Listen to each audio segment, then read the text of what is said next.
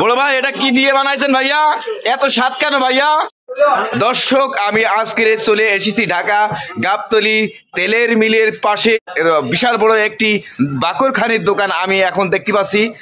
আর এই বাকরখানি আমি এখন খাবো, আর এটার স্বাদটা কেমন লাগে সেটা আপনাদেরকে আমি এখনই জানাবো। আপনারা আমাদের সাথেই থাকুন, ভিডিওটি শেষ পর্যন্ত দেখতেই থাকুন। দর্শক আমি এখন খাচ্ছি, এটার নাম বাকরখানি।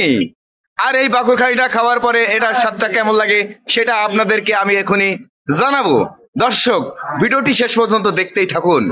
বিসমিল্লাহির রহমানির রহিম।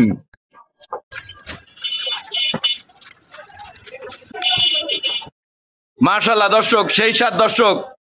দর্শক আমি সিলেটে ঢাকার বিভিন্ন জায়গায় আমি এমন বাকরখানি আমি খেয়েছি, এমন স্বাদ আমি কোথাও পাইনি দর্শক। সেই স্বাদের এই বাকরখানি যদি আপনারা না খান, চরম আকারে আপনারা মিস করবেন। বড় ভাই এটা কি দিয়ে বানাইছেন ভাইয়া? এত স্বাদ কেন ভাইয়া? এটা চিনি, তেল, লবণ, পানি, কি ময়দা আছে? দর্শক এটা তৈরি করা চিনি, আটা, তেল, ময়দা, পানি। দর্শক একেবারে সেই মিষ্টি। দর্শক এই বাকরখানির কথা আমি জীবনেও ভুলতে পারবো না দর্শক।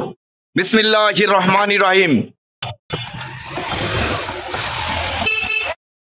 দর্শক ভিডিওটি বেশি বেশি করে শেয়ার করবেন। ভাই এখানে ঠিকানাটা যদি আপনি দর্শকদেরকে একটু জানাতেন ভাইয়া।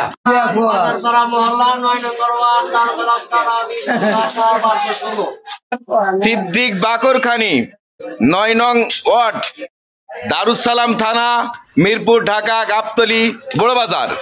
দর্শক বেশি বেশি করে শেয়ার করবেন। দর্শক আপনারা মিরপুর, দারুসালাম, গাবতলী, বাগবাড়িতে আসবেন, আর ইউসুফ ভাইয়ের কাছ থেকে বেশি বেশি করে এই যে বাকরখানি নিয়ে খাবেন। সেই স্বাদের বাকরখানি আপনারা প্রবাস থেকেও আপনারা এসে এখান থেকে নিয়ে যেতে পারবেন। আজকে এখানেই শেষ করলাম। আল্লাহ হাফেজ, আসসালামু আলাইকুম।